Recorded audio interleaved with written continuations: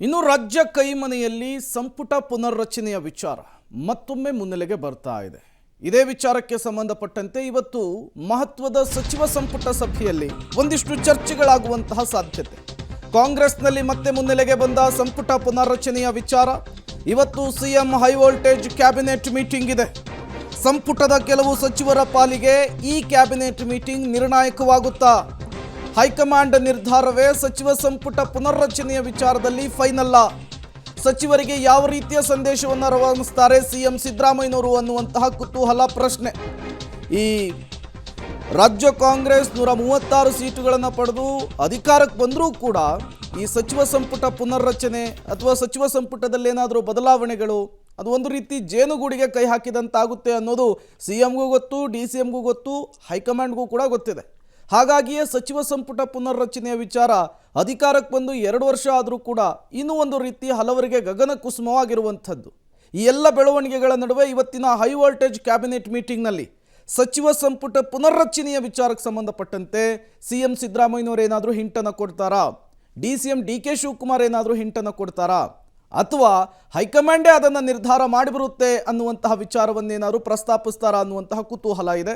ಒಂದಿಷ್ಟು ಜನರಿಗಂತೂ ಸಹಜವಾಗಿಯೇ ಸಚಿವ ಸಂಪುಟಕ್ಕೆ ಬರಬೇಕು ಅನ್ನುವಂತಹ ಆಸೆ ಇದೆ. ಈ ಹಿಂದೆ ಕೂಡ ಚರ್ಚೆ ಬಂದಾಗ ಬಹಿರಂಗವಾಗಿಯೇ ತಮ್ಮ ಸ್ಟೇಟ್ಮೆಂಟ್ಗಳ ಮೂಲಕ ತಮ್ಮ ಇಂಗಿತವನ್ನು, ತಮ್ಮ ಆಸೆಯನ್ನು ಮಾಧ್ಯಮಗಳ ಮುಂದೆ ಹೊರಹಾಕುವಂತಹ ಕೆಲಸವನ್ನು ಮಾಡಿದರು. ಹಾಗಾಗಿ ಈಗ ಮತ್ತೊಮ್ಮೆ ಹೊಸ ವರ್ಷದ ಮೊದಲ ವಾರದಲ್ಲಿಯೇ ಸಚಿವ ಸಂಪುಟದ ವಿಚಾರ ಕೈಮನೆಯಲ್ಲಿ ದೊಡ್ಡ ಮಟ್ಟದ ಚರ್ಚೆಗೆ ಗ್ರಾಸವಾಗ್ತಾ ಇದೆ. ಆ ವಿಚಾರಕ್ಕೆ ಸಂಬಂಧಪಟ್ಟಂತೆ ಒಂದಿಷ್ಟು ಬೆಳವಣಿಗೆಗಳು ಕೂಡ ಆಗುವಂತಹ ಸಾಧ್ಯತೆ. ಯಾಕೆಂದರೆ ಮುಂದಿನ ವಾರದಲ್ಲಿ CM DCM ಒಟ್ಟೊಟ್ಟಿಗೆ ದೆಹಲಿಯನ್ನು ಪ್ರಯಾಣ ಬೆಳೆಸ್ತಾ ಇರೋದು ಕೂಡ ಎಲ್ಲ ಬೆಳವಣಿಗೆಗಳಿಗೆ ಇಂಬನ್ನು ಕೊಡ್ತಾ ಇದೆ, ಈ ಎಲ್ಲ ಬೆಳವಣಿಗೆಗಳಿಗೆ ಪುಷ್ಟಿಯನ್ನು ಕೊಡ್ತಾ ಇದೆ.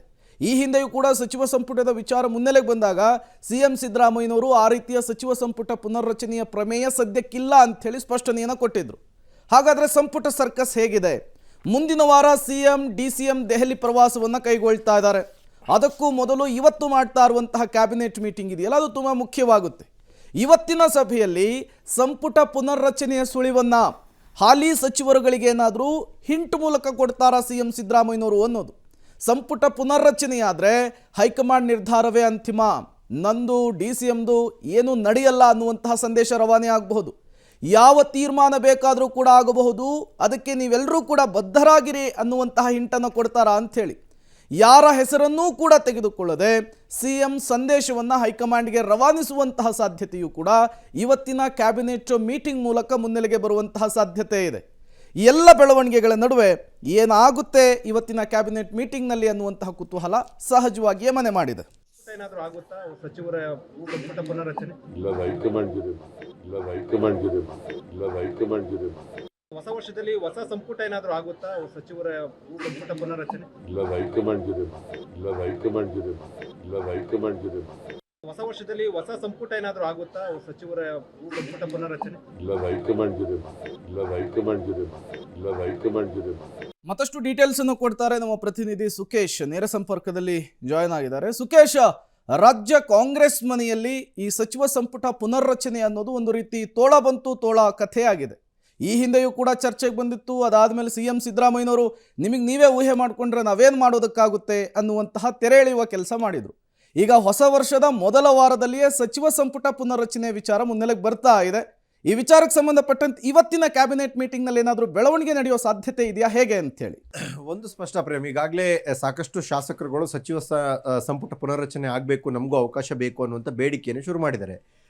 ಸುಮಾರು 1.5 ವರ್ಷ 2 ವರ್ಷ ಹತ್ತಿರ ಸರ್ಕಾರ ರಚನೆಯಾಗಿ ಬಂದಿರೋದ್ರಿಂದ ಉಳಿದವರಿಗೂ ಕೂಡ ಅವಕಾಶವನ್ನು ಮಾಡಿಕೊಡಬೇಕು ಅನ್ನೋಂಥ ಬೇಡಿಕೆ ಕೂಡ ಹೆಚ್ಚುತ್ತಾ ಇದೆ. ಜೊತೆಗೆ ಕೆಲವು ಸಚಿವರ ವಿರುದ್ಧ ಕೇಳಿ ಬಂದಂಥ ಆಪಾದನೆಗಳು ಮತ್ತು ಅವರನ್ನು ಬದಲಿಸಬಹುದು ಅನ್ನುವಂಥ ಚರ್ಚೆ ದೆಹಲಿ ಮಟ್ಟದಲ್ಲೂ ಆಯಿತು ಅನ್ನುವಂಥ ವಿಚಾರಗಳು ಕೂಡ ಕಾಂಗ್ರೆಸ್ ಪಡಸಾಲೆಯಲ್ಲಿ ನಡೆದಂಥ ಮಾತುಕತೆಗಳು ಕೂಡ. ಹಾಗಾಗಿ ಸಹಜವಾಗಿ ಈ ಬಾರಿ ಏನಾದರೂ ಈ ಹೊಸ ವರ್ಷಕ್ಕೆ ಹೊಸದಾಗಿ ಸಚಿವ ಸಂಪುಟ ಪುನರ್ರಚನೆ ಆಗೋದಾದರೆ ನಮಗೂ ಅವಕಾಶ ಬೇಕು ಅನ್ನುವಂಥ ಬೇಡಿಕೆಯನ್ನು ಏನು ಹಿರಿಯ ಶಾಸಕರುಗಳು ಇಡ್ತಾ ಇರೋದ್ರಿಂದ ಸಹಜವಾಗಿ ಸರ್ಕಾರದ ಮೇಲೂ ಒತ್ತಡ ಇರುವಂಥದ್ದು. ಜೊತೆಗೆ ಹೈಕಮಾಂಡ್ ಮಟ್ಟದಲ್ಲೂ ಕೂಡ ಈಗಾಗಲೇ ಸಚಿವರುಗಳ ಮೌಲ್ಯಮಾಪನ ಆರಂಭ ಆಗಿರೋದ್ರಿಂದ ಅವ್ರವ್ರ ಪರ್ಫಾರ್ಮೆನ್ಸ್ ಏನು ಅನ್ನೋದ್ರ ಮೇಲೆ ಅವ್ರನ್ನ ಉಳಿಸ್ಕೊಳ್ಬೇಕಾ ಅಥವಾ ಒಂದು 5-6 ಜನರನ್ನ ಕೈ ಬಿಡಬೇಕಾ ಅನ್ನೋದ್ರ ಬಗ್ಗೆ ಚರ್ಚೆ ನಡೆಯುವಂಥ ಸಾಧ್ಯತೆ ಇದೆ. ಈಗ ಜನವರಿ 2ನೇ ವಾರದಲ್ಲಿ MLC ಆಯ್ಕೆ ವಿಚಾರವೂ ಸೇರಿದಂತೆ ಬೇರೆ ಬೇರೆ ವಿಚಾರಗಳ ಚರ್ಚೆಗೆ ಈಗ ದೆಹಲಿಗೆ ಹೋಗ್ತಾ ಇರೋದ್ರಿಂದ ಅಲ್ಲಿ ಸಚಿವ ಸಂಪುಟ ಪುನರ್ರಚನೆಯ ವಿಚಾರವೂ ಕೂಡ ಸಹಜವಾಗಿ ಚರ್ಚೆ ನಡೀಬಹುದು ಅನ್ನುವಂಥ ಲೆಕ್ಕಾಚಾರ. ಹಾಗಾಗಿ ಹಾಗೇನಾರಾದರೆ ಯಾರನ್ನ ಕೈ ಬಿಡ್ತಾರೆ ಅನ್ನುವಂಥದ್ದು ಅಥವಾ ಸಚಿವ ಸಂಪುಟ ಪುನರ್ರಚನೆ ಮಾಡಬೇಕಾ ಬೇಡವಾ ಈ ವಿಚಾರ ಎಲ್ಲವೂ ಕೂಡ ಹೈಕಮಾಂಡೇ ತೀರ್ಮಾನ ಮಾಡುತ್ತೆ ಅನ್ನೋದು CM ಅವರು ಮೊದಲಿಂದ ಹೇಳ್ಕೊಂಡು ಬಂದಿರುವಂಥ ವಿಚಾರ. ಹಾಗೆ ಇವತ್ತಿನ ಸಚಿವ ಸಂಪುಟ ಸಭೆಯಲ್ಲೂ ಕೂಡ ತಮ್ಮ ಸಂಪುಟ ಸಹೋದ್ಯೋಗಿಗಳು ಹೇಳ್ಬೋದು ಆ ವಿಚಾರದಲ್ಲಿ ನಂದೇನು ತೀರ್ಮಾನ ಇರಲ್ಲ, ಎಲ್ಲವೂ ಕೂಡ ಹೈಕಮಾಂಡ್ ತೀರ್ಮಾನ ಮಾಡುತ್ತೆ. ಹೈಕಮಾಂಡ್ ನಿರ್ಧಾರ ಮಾಡಿ ಸಂಪುಟ ಪುನರ್ರಚನೆ ಮಾಡಬೇಕಂದ್ರೆ ಆದರೂ ಆಗ್ಬೋದು, ಅಥವಾ ಹೈಕಮಾಂಡ್ ಸದ್ಯಕ್ಕೆ ಬೇಡ ಅಂದರೆ ನಂದು ಏನು ತಕರಾರಿಲ್ಲ ಅನ್ನುವಂಥ ಮಾತನ್ನು ಅಥವಾ ಸಂದೇಶವನ್ನು ಇವತ್ತಿನ ಸಚಿವ ಸಂಪುಟ ಸಭೆಯಲ್ಲಿ ಕೊಡ್ಬೋದು ಅನ್ನೋದು. ಯಾಕಂದರೆ ಕೆಲವು ಸಚಿವರುಗಳಿಗೆ ಸಹಜವಾದ ಆತಂಕ ಇರ್ಬೋದು, ಒಂದು ಅವರ ವಿರುದ್ಧ ಕೇಳಿಬಂದಂಥ ಆಪಾದನೆಗಳು ಅಥವಾ ಏನು ಈಗಾಗಲೇ ಮೌಲ್ಯಮಾಪನ ಶುರು ಆಗಿದೆ, ಇವರು ಕೊಟ್ಟಂಥ ವರದಿ ಏನಿದೆ ಅದನ್ನು ಆಧಾರಿತವಾಗಿ ಅವ್ರನ್ನ ಉಳಿಸ್ಕೊಳ್ತಾರ ಇಲ್ಲ ಅನ್ನುವಂಥ ಲೆಕ್ಕಾಚಾರಗಳು ಕೂಡ ಇರ್ಬೋದು. ಹಾಗೆ ಆತಂಕದಲ್ಲಿರುವಂಥ ಸಚಿವರಿಗೆ ಅಥವಾ ಇಡೀ ಸಚಿವ ಸಂಪುಟ ಸಹೋದ್ಯೋಗಿಗಳಿಗೆ ಎಲ್ಲ ತೀರ್ಮಾನವನ್ನು ಹೈಕಮಾಂಡ್ ಮಾಡುತ್ತೆ ಅನ್ನುವಂಥ ಸಂದೇಶವನ್ನು ಕೊಡ್ತಾರಾ ಅಥವಾ ಸಂಪುಟ ಪುನರ್ರಚನೆ ಆಗುತ್ತೆ ಇಲ್ಲ ಅನ್ನುವಂಥ ಸ್ಪಷ್ಟ ಸಂದೇಶ ಕೊಡ್ತಾರಾ ಅನ್ನೋ ಕುತೂಹಲ ಇದೆ. ಬಹುತೇಕ ಎಲ್ಲ ಜವಾಬ್ದಾರಿನ ಹೈಕಮಾಂಡ್ ಕಡೆಗೆ ಹಾಕುವಂಥ ಸಾಧ್ಯತೆಗಳು ಹೆಚ್ಚಿದಂತೆ ಕಾಣಿಸ್ತಾ ಇದೆ. ಪ್ರೇಮ್, ಇದೆಲ್ಲವೂ ಕೂಡ ಸಂಪುಟ ಪುನರ್ರಚನೆಗೆ ಸಂಬಂಧಪಟ್ಟಂತಹ ವಿಚಾರ. ಆದರೆ ಆಲ್ರೆಡಿ ಸಂಪುಟದಲ್ಲಿ ಇರ್ತಕ್ಕಂಥ ಕೆಲವು ಸಚಿವರಿಗೆ ಢವ ಶುರುವಾಗಿದೆ. ಯಾಕೆ ಅಂತಕ್ಕಂಥದ್ರ ಬಗ್ಗೆ ಕೂಡ ಮಾಹಿತಿನ ಕೊಡ್ತೀವಿ.